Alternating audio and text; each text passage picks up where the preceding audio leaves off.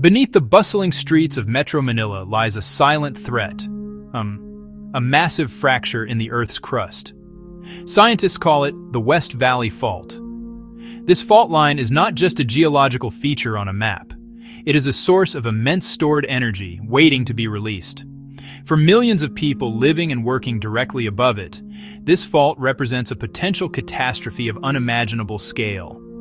The ground we stand on, the very foundation of this megacity, holds a tension that has been building for centuries.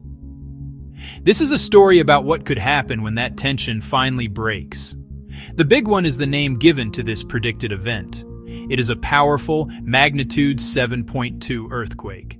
Experts believe the West Valley Fault is due for a major movement. This is not a matter of if, but when. The fault cuts a path through some of the most densely populated areas in the Philippines. It runs through Quezon City, Marikina, Pasig, Makati, Taguig, and Muntinlupa. The danger does not stop at the city's edge. It extends into the neighboring provinces of Bulacan, Rizal, Cavite, and Laguna. The lives and livelihoods of over 15 million people hang in the balance. The urgency of this issue cannot be overstated. The West Valley Fault moves roughly every 400 to 600 years. The last major earthquake from this fault occurred in 1658. That was more than 360 years ago. We are now within the window for the next significant movement. Each passing day brings us closer to a potential disaster that could reshape the landscape of our nation and our lives. This is not a distant problem for a future generation. It is a clear and present danger that demands our immediate and undivided attention today. This is a story about survival. It is about the human stakes in a city of dreams and ambitions. We will look at the lives that could be upended in an instant. We will examine the homes, schools, and hospitals that stand in the path of destruction. The collapse of a single high-rise building could mean hundreds of lives lost. The failure of one bridge could sever a lifeline for thousands. Understanding the scale of this threat is the first step.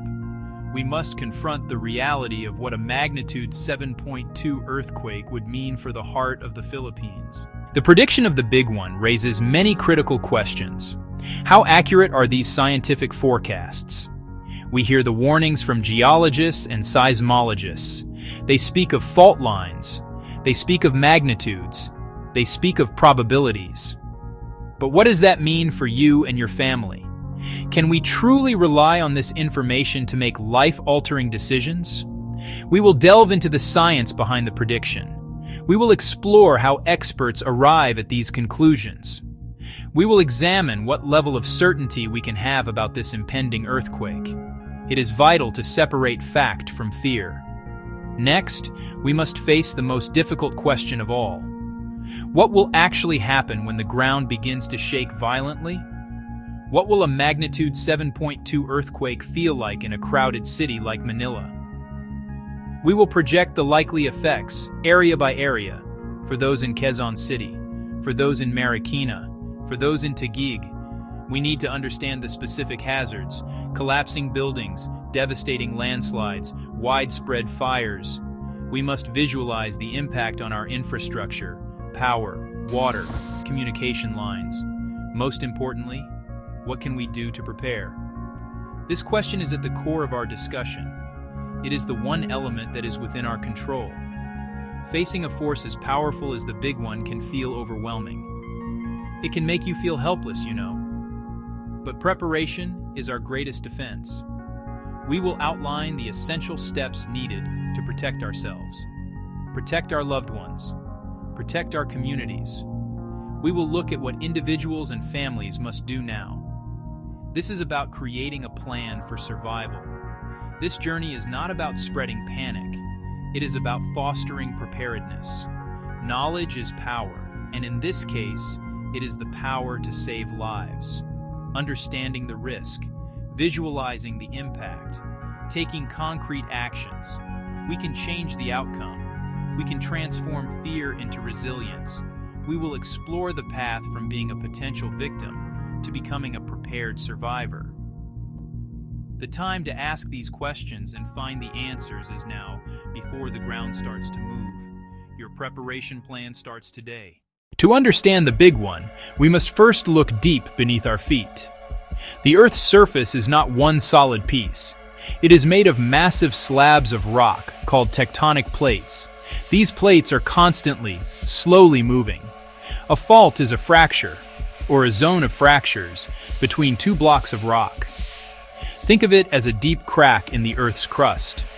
The West Valley Fault is a specific type of fault known as a strike-slip fault. This means the two blocks of rock on either side are sliding past each other horizontally. For centuries, these blocks have been pushing against each other, locked in place by friction. Energy builds up along this line, like a tightly coiled spring. The West Valley Fault is an active fault. This is a critical distinction. It means it has moved in the recent geological past and is expected to move again. The fault stretches for approximately 100 kilometers. It runs from the Sierra Madre Mountains down through the eastern side of Metro Manila and into Laguna. This is not a single, clean line, but a complex system of fractures. When the accumulated stress along this fault finally overcomes the friction holding the rocks together, the blocks will suddenly slip. This abrupt release of stored energy is what creates an earthquake, sending powerful seismic waves rippling through the ground in every direction. The length of the fault is key to its destructive potential. The depth of the fault is key to its destructive potential. The longer the rupture, the more energy is released, and the larger the earthquake's magnitude. Scientists estimate that a significant portion of the 100-kilometer West Valley Fault could rupture at once. This is what leads to the magnitude 7.2 prediction. The ground on either side of the fault could shift horizontally by several meters in a matter of seconds. For anyone living or working in a structure built directly on or near the fault line, the immediate ground rupture would be catastrophic, tearing foundations apart. This geological reality is the foundation of the Big One prediction. It is not based on myth or speculation, but on the physical mechanics of our planet. The West Valley Fault is a loaded weapon, aimed at the heart of the Philippines' most populous region. The energy it contains has been accumulating for hundreds of years, silently and invisibly. Understanding this basic geology is the first step in appreciating the sheer scale of the force we are up against. The ground beneath Manila is not as solid as it seems. It is a dynamic, shifting landscape with immense power locked within. When scientists talk about a magnitude 7.2 earthquake, what does that number truly mean? Earthquake magnitude is measured on the moment magnitude scale. This scale is logarithmic. This means for each whole number you go up on the scale, the ground shaking increases by 10 times. The energy released increases by about 32 times. So a magnitude 7.0 earthquake is 10 times more powerful than a magnitude 6.0. The difference between a magnitude 6.2 and a 7.2 is not small. It represents a massive leap in destructive force. The energy released by a magnitude 7.2 earthquake is equivalent to detonating millions of tons of TNT. The number 7.2 signifies an earthquake of major intensity. It is capable of causing severe damage over large areas. The shaking it produces would be violent and prolonged, likely lasting for 30 seconds to over a minute. During this time, it would be difficult, if not impossible, to stand or move. The ground itself will feel like it is moving in waves. This intense shaking causes buildings to collapse, bridges to fail, power lines to snap. It is the primary cause of destruction and loss of life at this scale. Another important concept is intensity. Magnitude measures energy released at the source. Intensity measures shaking and damage at a specific location. This is often measured on the PHIVOLCS Earthquake Intensity Scale, or PEIS. A magnitude 7.2 from the West Valley Fault is predicted to produce an intensity of 8, very destructive, in Metro Manila and nearby areas. At intensity 8, even well-built structures could suffer considerable damage. Poorly designed or older buildings face a high risk of total collapse. Heavy furniture will be overturned. Many people will find it difficult to remain calm. A magnitude 7.2 is not just a number. It's a scientific description of a catastrophic event. It represents a release of energy so vast it can reshape a city. The shaking can bring down buildings, trigger landslides, rupture utility lines. It can turn familiar cityscapes into unrecognizable fields of debris. Understanding this helps us move beyond the abstract number and grasp what we must prepare for. The shaking will be unlike anything most people have ever experienced. Section 3, the science of prediction, clues from the past. How can scientists be so sure about the West Valley Fault? The answer lies in the field of paleoseismology. This is the study of past earthquakes. Since written records do not go back far enough, scientists act like geological detectives. They dig trenches directly across the fault line. Inside these trenches, they can see layers of soil and layers of rock that have been displaced by ancient earthquakes. Carbon dating of organic materials found in these layers, like charcoal ancient plant matter, allows them to establish a timeline of when these past seismic events occurred. This process gives them a history book written in the earth itself. Through this meticulous work, researchers have identified several major earthquakes along the West Valley Fault. By dating these past events, they can calculate the average time interval between them. This is known as the earthquake recurrence interval. For the West Valley Fault, studies have shown that major movements happen roughly every 400 years, 600 years.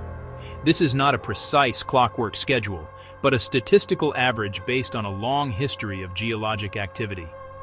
The last known major rupture of the West Valley Fault is estimated to have occurred in 1658. If we add the average recurrence interval to that date, we find ourselves squarely within the window for the next major event. Doing the math, 1658 plus 400 years is 2058. We are already well past the 360-year mark. This is why seismologists and government agencies are sounding the alarm with such urgency. We are not at the beginning of the window, we are deep inside it. The geological clock is ticking, and the evidence suggests that the fault is primed and ready for its next significant movement. This scientific method provides a probability, not a certainty. It tells us that the conditions are right, and the historical pattern points to an impending event. It is similar to a weather forecast that predicts a high probability of a typhoon in a certain season, based on historical data, current atmospheric conditions. While we cannot know the exact hour it will make landfall, we know the threat is high and it is time to prepare. The science of earthquake forecasting gives us this crucial warning. It gives us the time we need to act, a luxury that previous generations living along the fault did not have. Section 4. The unknowable moment. Why we can't predict the exact day. Despite all our scientific advancements, predicting the exact time-date location remains impossible. This is the most crucial limit of our current understanding. We can identify that a fault is active and that it has accumulated enough stress to rupture, but the final trigger is a complex process happening deep within the Earth's crust. There are too many variables at play. The friction along the fault is not uniform, and the stress does not build up in a perfectly linear way. We lack the ability to monitor these deep, subterranean changes in real time with the precision needed for a short-term prediction. Think of it like breaking a stick. You can bend it and feel the tension increasing. You know it will eventually snap, but you cannot predict the exact nanosecond it will break. Similarly, scientists can see the strain on a fault line, but they cannot pinpoint the final microscopic fracture that will set off the chain reaction. There is no single, reliable precursor signal that has been proven to precede all major earthquakes. Scientists have looked for changes in groundwater levels, strange animal behavior, small foreshocks, but none of these have proven to be a consistent or foolproof method of prediction. This uncertainty is why you should be wary of anyone who claims to know the exact date the big one will happen. Such claims are not based on science and often lead to unnecessary panic, or worse, complacency when the predicted date passes without incident. The scientific consensus is clear. We know the West Valley Fault is a major threat, and we know it is due for a large earthquake, but we do not know if it will be tomorrow next year or a few decades from now. The only responsible course of action is to assume it could happen at any time. This inability to predict the exact moment is precisely why preparation is so vital. We cannot wait for a final warning that will never come. The earthquake itself will be the only warning. It will arrive without notice, at any time of day or night. This is a difficult and unsettling reality to accept, but we must. Our focus should not be on a specific date on the calendar, but on our state of readiness today, tomorrow, and every day after. The uncertainty of the timing must fuel our certainty of purpose. We must prepare now as if it could happen in the next 5 minutes. Section 1. The Northern Corridor, Quezon City and Bulacan. Quezon City, the largest city in Metro Manila by population and land area, sits directly on top of the northern segment of the West Valley Fault. The fault line slices through several of its densely populated barangays. In the event of the big one, the ground shaking here will be intense, likely reaching intensity 8. The primary hazard will be the collapse of buildings, particularly older, low-rise residential structures and commercial structures that were not built to modern seismic codes. Many informal settlements with homes constructed from substandard materials are at an extremely high risk of being completely flattened. The sheer number of people living in these vulnerable areas points to a potential for catastrophic loss of life from structural collapse alone. Beyond the immediate shaking, Quezon City faces secondary disasters. Its varied topography makes it susceptible to landslides, especially in areas like Payatas and the steeper parts of the La Mesa Eco Park. The violent ground movement could destabilize slopes, burying entire communities. Furthermore, the city's dense urban fabric creates a high risk of widespread fires. Snapped electrical lines and ruptured gas pipes in collapsed buildings can easily ignite, and with roads likely blocked by debris, fire trucks will struggle to reach the blazes. This could lead to conflagrations that burn for days, compounding the initial destruction and hampering rescue efforts for those trapped in the rubble. Just north of Metro Manila, the province of Bulacan will also feel the significant impact of the West Valley Fault's movement. While the fault line itself runs through its easternmost municipalities like Doña Remedios Trinidad, the shaking will be felt strongly across the entire province. The primary concern for much of Bulacan is liquefaction. This phenomenon occurs when water-saturated soil temporarily loses its strength and behaves like a liquid during an earthquake, common in low-lying coastal areas and in riverine areas of the province.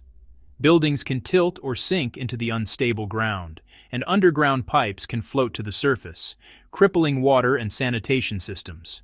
The infrastructure that connects Bulacan to the capital will be severely tested.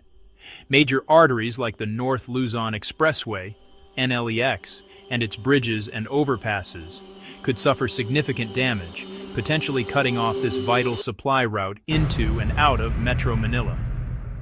The Angat Dam, a critical source of water and power for the entire region, is located in Bulacan. While it has undergone retrofitting, its performance during a magnitude 7.2 earthquake is a major concern. Any damage to the dam could lead to catastrophic downstream flooding and an immediate water crisis for millions of people, turning the earthquake into a multifaceted long-term disaster for the Northern Corridor. Section 2. The Valley of Risk. Marikina and Pasig. Marikina City, nestled in a valley, is considered one of the most vulnerable areas to the big one. The West Valley Fault runs directly through the city, bisecting several of its barangays. This means many residents are living in the zone of most intense ground shaking and potential ground rupture. Structures built directly on the fault line face near certain destruction, as the earth literally tears apart beneath them. The city's geography, being a low-lying basin, also amplifies seismic waves, a phenomenon known as the basin effect. So, this can make the shaking feel even stronger and last longer than in surrounding areas, increasing the likelihood of widespread building collapse. The Marikina River, which flows through the heart of the city, presents a complex set of hazards. The riverbanks are prone to liquefaction and lateral spreading, where the ground can shift sideways towards the river, tearing apart roads, bridges, and buildings nearby. Major bridges crossing the river are critical lifelines. Their failure would not only paralyze transportation, but also sever gas and water lines that are often attached to them. Furthermore, the earthquake could damage flood control structures like dikes and pumping stations, leaving the city defenseless against potential flooding if the quake coincides with heavy rains or triggers damage to upstream dams. Neighboring Pasig City shares many of the same vulnerabilities. The fault line also cuts through its western side, including densely populated and highly commercialized areas like the Ortigas Center, which it shares with Mandaluyong. This business district is packed with high-rise buildings. While many newer towers are built to higher standards, older ones from the 1970s and 80s may not withstand the prolonged, violent shaking of a magnitude 7.2 earthquake. The potential for a pancaking collapse of even one of these older skyscrapers is a nightmare scenario, threatening thousands of lives and creating a massive, concentrated debris field that would impede rescue operations for weeks. Pasig also contends with significant industrial risks. The city is home to numerous factories and storage facilities that house flammable liquids and hazardous chemicals. An earthquake could rupture storage tanks and pipelines, leading to toxic spills and chemical fires that are incredibly difficult to contain. These incidents pose a severe threat not only to the immediate area, but also to first responders and the environment. Section 3. The Economic Heartbeat, Makati and Taguig. Makati City, the financial center of the Philippines, faces a unique set of challenges. The West Valley Fault runs along its eastern edge, but the entire city will experience destructive, intensity 8 shaking. Makati's skyline is dense with skyscrapers, corporate headquarters, banks, luxury condominiums.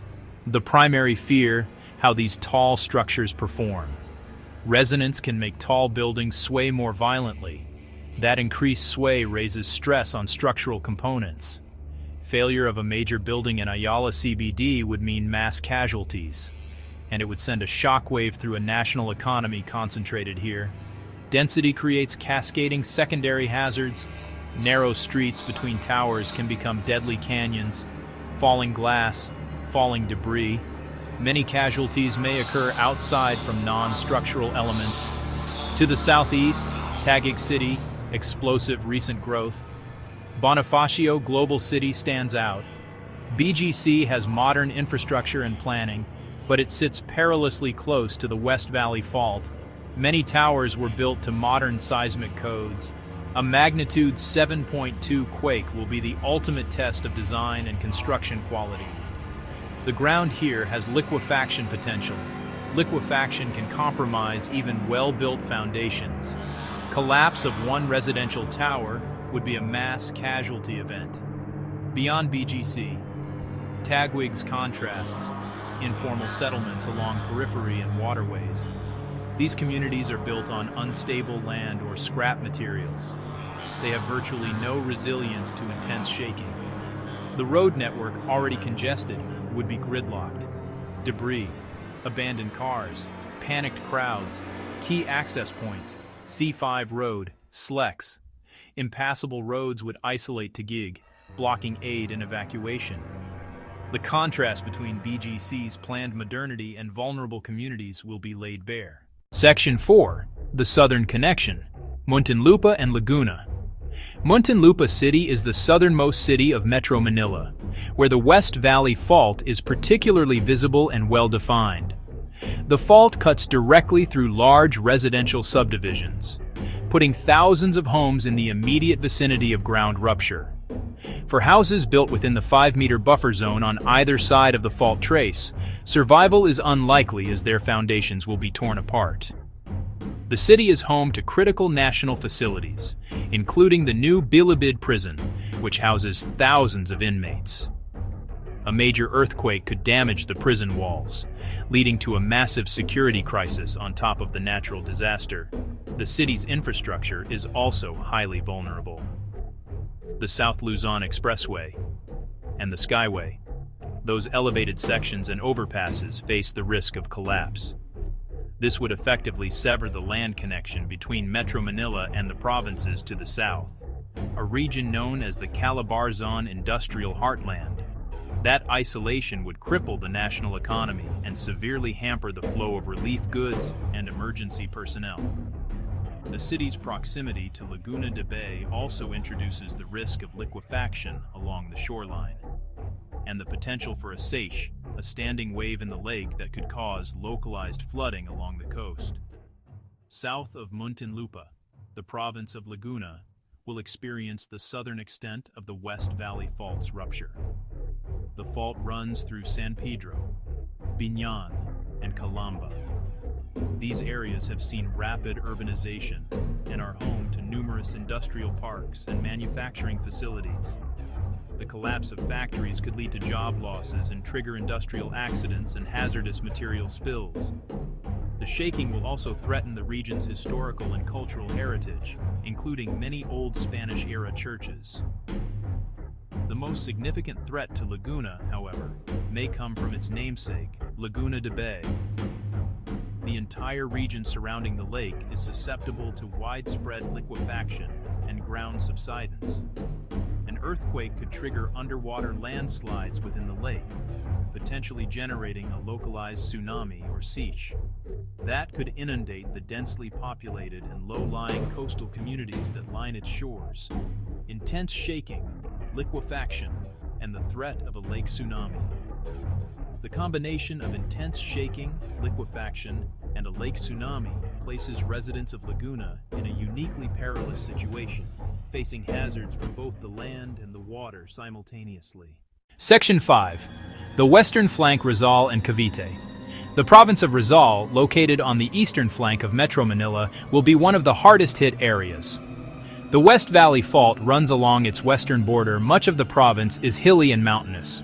This topography makes Rizal extremely prone to massive, earthquake-induced landslides. Entire mountainsides could give way, burying residential areas at their base or on their slopes. Cities like Antipolo, with its many hillside subdivisions, are at particularly high risk. The ground shaking will be violent. Access roads are often winding and carved into the hills, likely to be cut off by multiple landslides, isolating entire communities for days or weeks. Rizal is also home to critical infrastructure, including several dams that are part of Metro Manila's water supply system. While these dams are monitored, unprecedented shaking from the big one could cause damage that might compromise their integrity, leading to a water supply crisis for the capital or catastrophic downstream flooding. The province acts as a dormitory community for millions who work in Metro Manila. The destruction of homes and paralysis of transportation networks would create a massive displacement crisis, millions of residents cut off from livelihoods and unable to access aid. To the south and west of the fault, the province of Cavite will not be spared. Though the West Valley Fault does not pass directly through it, the province is close enough to experience destructive shaking, likely at intensity 7 to 8. Cavite's low-lying coastal areas are highly susceptible to liquefaction.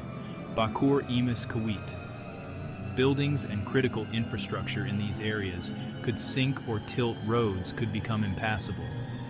The province's rapid urbanization has led to countless subdivisions. The quality of many of these structures will be severely tested.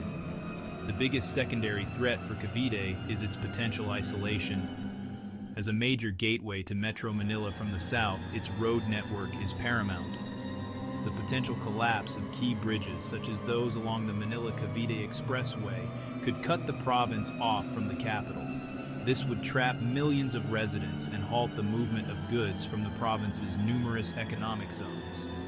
With its own population to care for and primary access routes severed, Cavite could quickly become a massive, isolated disaster zone, struggling to manage its own crisis while unable to receive or provide help to the capital region.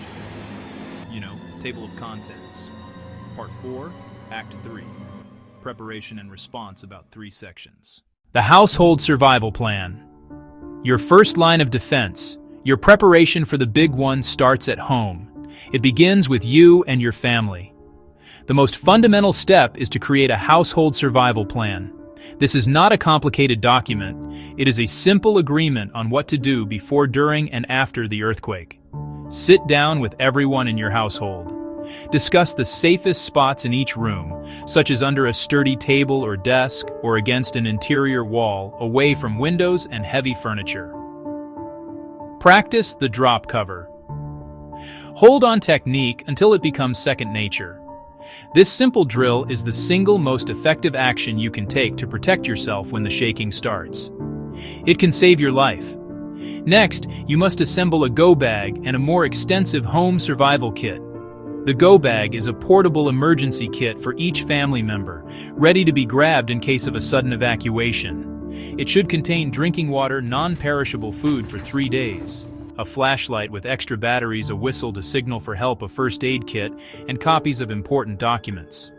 Your home survival kit should be larger, containing enough supplies for your family to be self-sufficient for at least 2 weeks. This includes more water, 1 gallon per person per day, food sanitation, supplies, a battery-powered radio, and any necessary medications. This kit is your lifeline when emergency services cannot reach you. Securing your home environment is another critical task. Walk through your house and identify potential hazards. Heavy furniture like bookcases and cabinets should be bolted to the wall. Large appliances such as refrigerators and water heaters should be strapped down. Hang heavy pictures and mirrors away from beds and sofas. Install latches on kitchen cabinets to prevent them from flying open and spilling their contents. These simple, low-cost measures can prevent serious injuries from falling objects, which are a common cause of harm during an earthquake. This process, known as non-structural mitigation, turns your home from a potential death trap into a safer shelter. Finally, establish a clear communication plan. During a disaster, phone lines will be down or overwhelmed. Text messages have a better chance of getting through than voice calls. Designate an out-of-state relative or friend as a central contact point for all family members to check in with. This person, being outside the disaster zone, will have a better chance of having working communication lines. Also, agree on 2 meeting places, one just outside your home for an immediate reunion, and another outside your neighborhood in case it is not safe to return. Knowing where to find each other is crucial in the chaos that will follow. Beyond your doorstep, community and workplace readiness. Individual preparation is essential, but survival is a community effort. Your safety is linked to the readiness of your neighbors, your school, your workplace. Start by getting to know your neighbors. Form a neighborhood watch or a disaster preparedness group. Map out the vulnerable people in your area, the elderly, persons with disabilities, families with young children. Pool resources. Share skills. First aid. Share skills. Basic engineering. Designate safe assembly areas within your neighborhood. After a major earthquake, your immediate neighbors will be your first responders. Building these bonds now is a critical investment in your collective survival. Schools and workplaces must also have robust disaster plans. If you are a parent, ask your child's school about their earthquake drill procedures. Ask about their policy for releasing students after a disaster. Ensure they have adequate emergency supplies. Ensure they have a clear plan to care for children if parents cannot reach them immediately. At your workplace, familiarize yourself with the building's evacuation routes and assembly points. Participate actively in all earthquake drills. High-rise office buildings present unique challenges. Knowing the plan could save your life and the lives of your colleagues.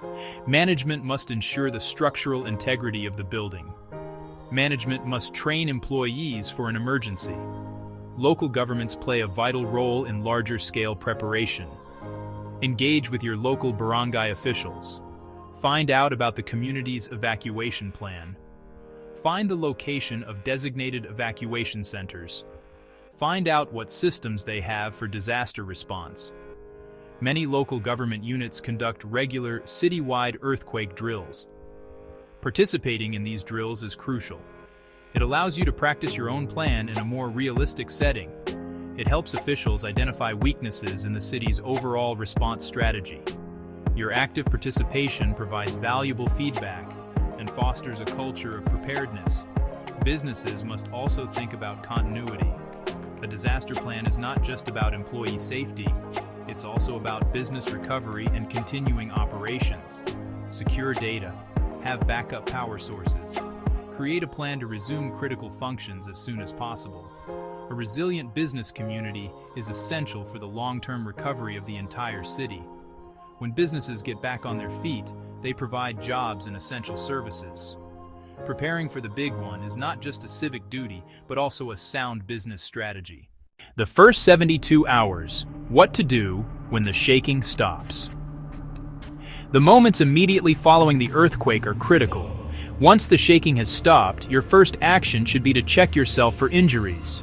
Then, check on the people around you and provide first aid if you are able. Do not move anyone who is seriously injured unless they are in immediate danger of further harm. Once you have assessed your immediate situation, it is time to put your plan into action. If you are indoors, check for the smell of gas. If you smell it, open a window and leave the building immediately. Shut off the main gas valve if you know how, but do not turn it back on yourself. Wait for a professional. Your next priority is to get to a safe place. If your home is severely damaged, you must evacuate. Grab your go bag and proceed cautiously to your predetermined meeting point. Be prepared for aftershocks. These are smaller earthquakes that can occur for days or weeks after the main event and can cause further damage to weakened structures. As you move, be aware of your surroundings. Watch out for falling debris. Watch out for downed power lines. Watch out for broken glass. Do not use elevators. Use a flashlight, not candles or matches, as there may be gas leaks. Your goal is to get to a safe, open area away from buildings, trees, and power lines. During these first 72 hours, you must assume that you are on your own. Emergency services will be completely overwhelmed, dealing with citywide catastrophes like collapsed hospitals and major fires. Do not expect immediate help. This is where your home survival kit becomes your lifeline. Use your battery-powered radio to listen for official news and instructions from authorities like PHIVOLCS, the NDRRMC. Avoid using your phone for calls to keep the lines free for emergency responders. Use text messages to contact your family check-in point. Conserve your water and food supplies carefully. Finally, once you are in a safe location and have accounted for your household, shift your focus to your community. Check on your neighbors, especially those you identified as vulnerable. Form small groups to perform light search and rescue in your immediate vicinity. But do not attempt dangerous rescues that require professional training. Share information and resources. The first 72 hours are a test of self-reliance and community spirit. The actions you and your neighbors take in these crucial first 3 days will determine the survival of many before large-scale, organized help can arrive. We have journeyed through the science, the risks, the stark realities of the big one. The geological forces at play are immense, and the potential for destruction is undeniably frightening. It is easy to feel small and powerless when faced with the prospect of a magnitude 7.2 earthquake. However, the purpose of this discussion has not been to instill fear, but to replace that fear with knowledge and a clear sense of purpose. The ground beneath us may be uncertain, but our response does not have to be. The greatest power we have in the face of this inevitable event is the power of preparation. It is the one variable that is entirely within our control. The story of the big one will ultimately be written in 2 parts. The first part is the earthquake itself, a chapter authored by geology and physics. The second part, however, will be authored by us. It will be the story of how we responded, how we survived, and how we recovered. This second story is being written right now, in the present moment. It is written every time a family creates an emergency plan. It is written every time a bookcase is bolted to a wall. It is written every time a community comes together to hold an earthquake drill and look out for its most vulnerable members. We cannot stop the earthquake, but we can change the ending of our story. The path forward is clear. It begins with taking the first simple, practical step today. Assemble your go bag. Have that conversation with your family. Secure the heavy furniture in your home. Find out who your barangay disaster officials are. These are not just items on a checklist. They are acts of resilience and defiance against helplessness.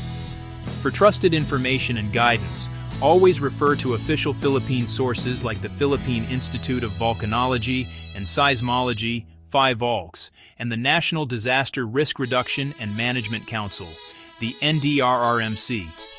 Their websites and social media pages provide the most accurate and up-to-date information. The big one is a shared threat, and it demands a shared response. Your preparedness contributes to the safety of your family, your neighbors, and your entire community. It creates a ripple effect of resilience that can save countless lives. The ground will shake, but our resolve does not have to. We can face this challenge not with panic, but with plans. Not with fear, but with fortitude. The power to survive, to endure, and to rebuild is not in waiting for a rescue, but in becoming our own first responders. The power truly is in your hands. Your preparation starts now.